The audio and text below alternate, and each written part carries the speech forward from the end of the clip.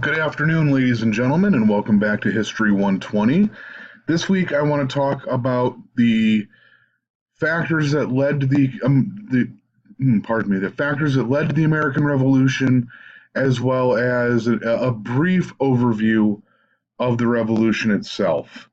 We really can't do justice to the entirety of these topics. I mean, honestly, with so many topics that we cover in a course like this, each topic could have its own semester-long course. So what I want to do this week, in coordination with your book, is to give you an overview of the reasons behind the American Revolution and a short look at the American Revolution.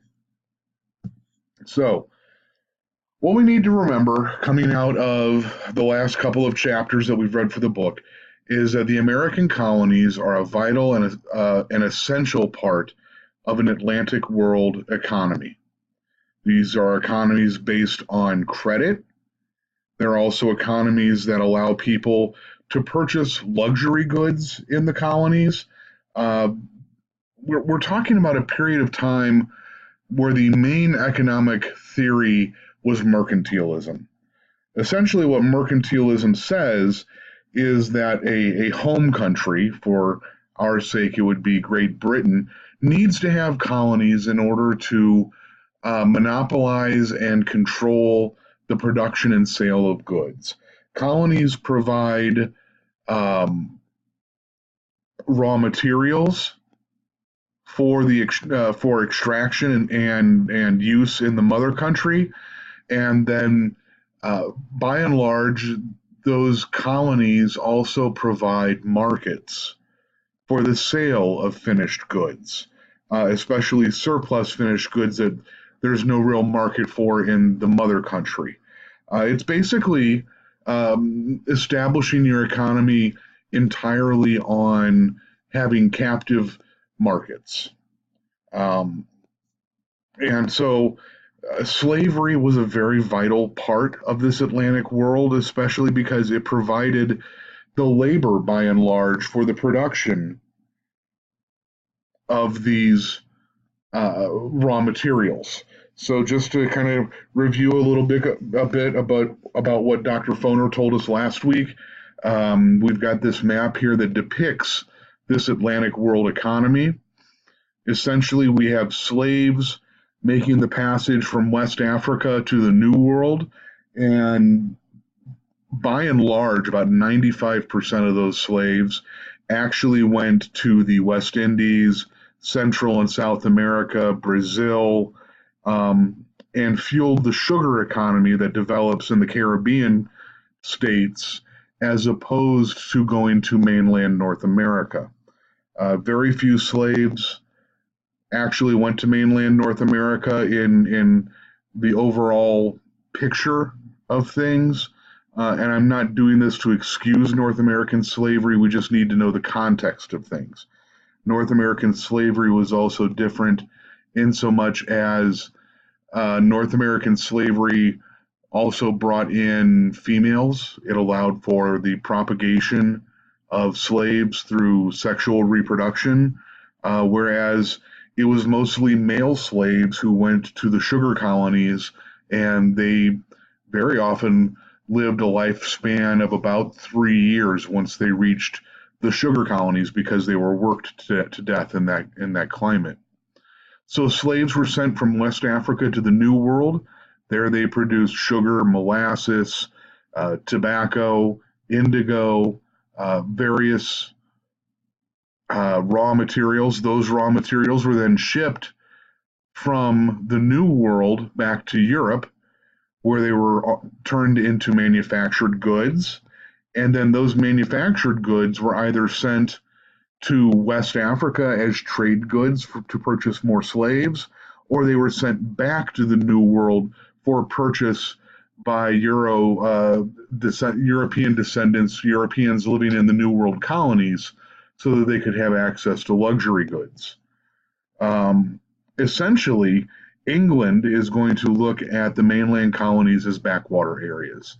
These are not London, they're not Birmingham, they're not Liverpool, they're not part of the great they're not directly part of the Great British Empire. They are obviously part of the empire, but it would be like looking at, um, it would be like taking New York City and comparing it to Sioux Falls. Some people might say that New York City is the hotbed of American culture, and that Sioux Falls gets traveling companies. It doesn't get first run theater. It might not be seen as a um, hotbed of American culture. So that might be one comparison you can use for keeping things in focus for the relationship between England and the colonies. In this age of mercantilism, control of assets is essential in order to control the ability to make money. Essentially, the world believes that resources are finite and that in order to make money, you need to control all the resources in question for what you're trying to do. Um, the new world will become a place of contention over the control of territories and resources that have territories that people want. And case in point, we'll actually see violence break out over who's going to control the Ohio country, which is the Ohio River Valley and those territories in uh, beyond western Pennsylvania and in the backwoods regions of North America at the time. The 7 Years' War essentially starts as a conflict over who has control of the Ohio country, the French or the English. This is actually going to break out into the true world war. We'll see fighting on 5 continents. We'll see fighting um, caused by the actions in North America that take place in the South Pacific, the Indian subcontinent, Europe itself, and off the coast of Africa. All based on the control of resources. These uh, the two main sides, the English and the French, as far as North America are concerned, will ally themselves with various native tribes in order to try and extend their control over certain aspects of trade and manipulate the needs and desires of the natives in order to um, get essentially control of certain areas, especially Lower Canada and the Ohio country. The English will ally themselves with the Iroquois Confederacy. The French will ally themselves with the Abenaki tribes. And what we're going to see is fighting that spreads in the back country of North America, essentially along the Hudson River. And the main body of fighting is actually going to be either in the Ohio country itself or especially in New York State, or the area we now know as New York State, because that's really a borderlands between French Canada and British North America. Famously, if you've seen Last of the Mohicans, which deals with the time period of the Spanish-American War, we'll have the massacre at Fort William Henry, where the French will ultimately force the British to surrender. And this incident may actually have helped spread smallpox west of the Missouri River or west of the Mississippi River because of the migration of tribes and the capture of British goods from soldiers who were suffering or had died from smallpox. Their graves were desecrated by the Wabanaki, and goods taken from sick soldiers spread amongst indigenous tribes that the Wabanaki had contact with, and actually ended up spreading smallpox through much of North America. It's a very brutal war. It's a very brutal frontier style war. Combat in North America will end in 1760, and essentially the British will come out victorious in the 7 Years' War, or the French and Indian War as we know it here in America. The war ends with the Treaty of Paris in 1763, and what we have is the French essentially lose control of their possessions in North America. The British will gain Canada. Basically, the British will claim in the victory all of France's possessions in the New World. They'll also gain places like India and other points internationally. But the peace is going to bring about a lot of issues. The peace, in some ways, is more problematic than the war itself. First of all, the British are going to deport a certain group of people, the Acadians, back to France or just out of northeastern portion of the colonies, especially in Nova Scotia, Quebec, Newfoundland. They'll eventually actually settle down in Spanish Louisiana, especially the area around New Orleans. These Acadians will eventually be the basis for the Cajun population growth that we'll see in the swamplands around New Orleans. French Catholics will be allowed to maintain their religious rights and their civil rights, which is interesting because Catholics in Ireland were outlawed from practicing their faith. They were forced to support the Anglican Church, and so for the French Catholics to maintain their religion is a real it's a peacekeeping measure by the British. Now, I mentioned we have a lot of problems that come out of the French and Indian War. If you look at the map, we have a line here that says the Proclamation Line of 1763. And essentially what this line is a line that follows the westernmost settlements in the colonies all the way down there, essentially the spine of the Appalachian Mountains. What the Proclamation Line is the British recognize that Western settlement is causing conflict with Native American tribes. And so,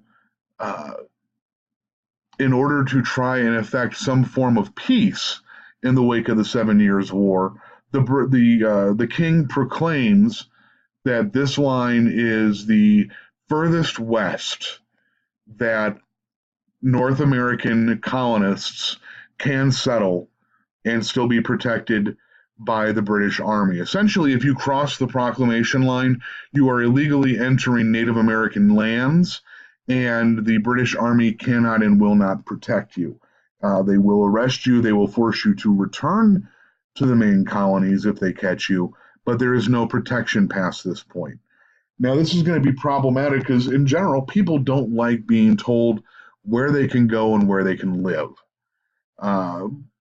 There is always, in the American mind, something better over the next hill.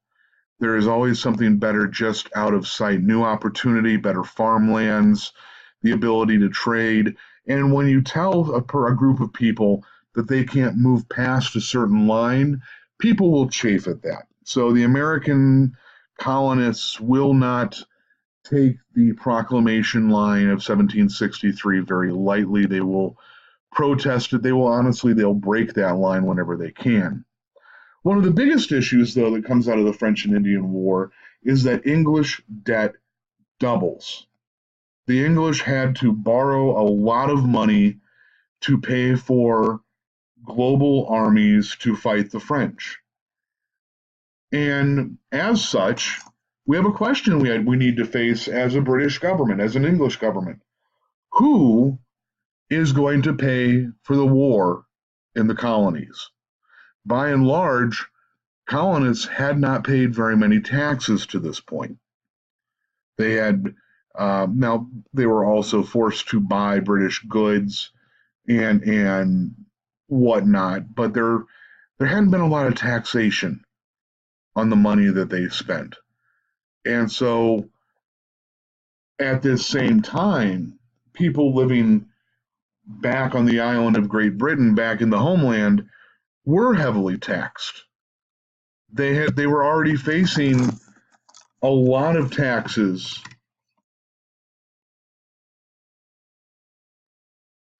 in the wake of the French and Indian War and just common running of the English government.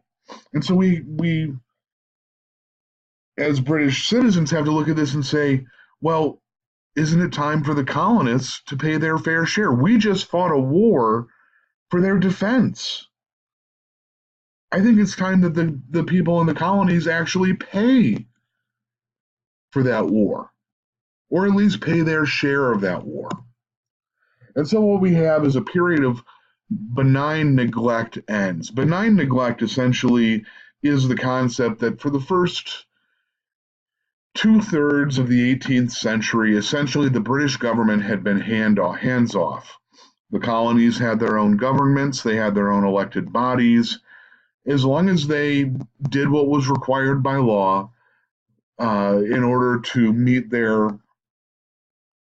whatever demands the British government put upon them, everything was fine. That was the era of benign neglect. We're just going to leave you alone. Your guys are colonies. You're providing financial incentives for us. You're doing your thing. We're going to do our thing. That's great. Just remember that you're British. With the end of the French and Indian War, now we see that this era is going to end, and the colonies are going to be called upon to help pay for their defense. Part of this means that for the first time in British North American history, the British Army will have garrisons maintained in North America in order to see to the peace. Standing armies are not things that we're used to in the colonial period. We're used to a militia system wherein, pardon me, we're used to a militia system wherein the citizens show up when needed for defense. They show up a weekend a month to drill and practice playing soldier, but there's no real regular army present to act in constant defense or as a police force. This ends after the Treaty of 1763. Parliament is going to very quickly begin a series of revenue tax acts in order to generate some form of income from the colonies so that they pay for their own defense. The first one is the Sugar Act of 1764. The Sugar Act of 1764 is not actually a tax. What it does is it modifies the Molasses Act, which actually controls who and where you can buy molasses from. Foreign molasses, if you purchase molasses produced in French sugar colonies, you're going to have to pay 3 pence per gallon as essentially a tax on that foreign molasses. If you buy British molasses, no problem. There's no tax on that at all. And you can look into the production process. Essentially, molasses is a middling stage. You boil out the sap of the sugar cane and you boil it down into molasses.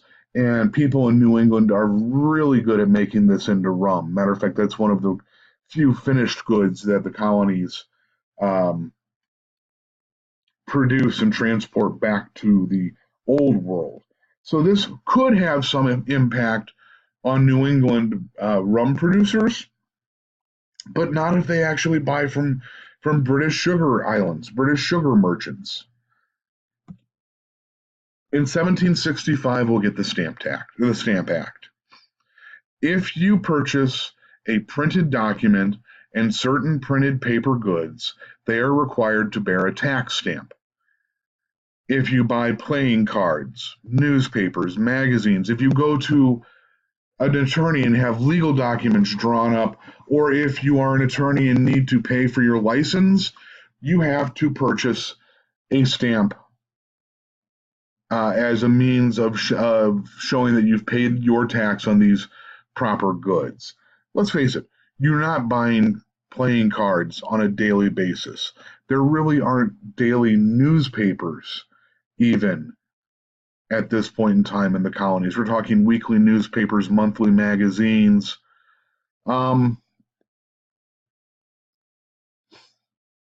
it will get, this is the first of the contentious taxes. People will see this. It will be rallied or complained about as a burdensome tax. It's not a tax that people are dealing with on their daily lives. It's something that you're going to pay a little bit every year. It's still a tax, and people are going to see this and be sold this as an overbearing overreach by the British government into the daily lives of colonial citizens. Again, you're not buying playing cards on a daily basis. You're not even buying newspapers on a daily basis, and the taxes are so low that there's really not a major consequence on the average person's life. However, the Tax Act, the stamp tax, is seen as a massive overreach by the British government. We see immediate widespread protests of the stamps throughout the colonies. We get the rise of no taxation without representation um, throughout British North America. We have people protesting, people declaring that they're not going to purchase the stamp or purchase anything with the stamp on it, to the point that the British government will relatively quickly rescind the Stamp Act. It's not, this isn't a situation where the British government is unresponsive to the protests of colonial citizens. But we're going to get into that next time. So we'll wrap up talking about the pre-revolutionary crises and start getting into the Revolutionary War next time. Thank you very much for your attention. I hope you guys have a great day.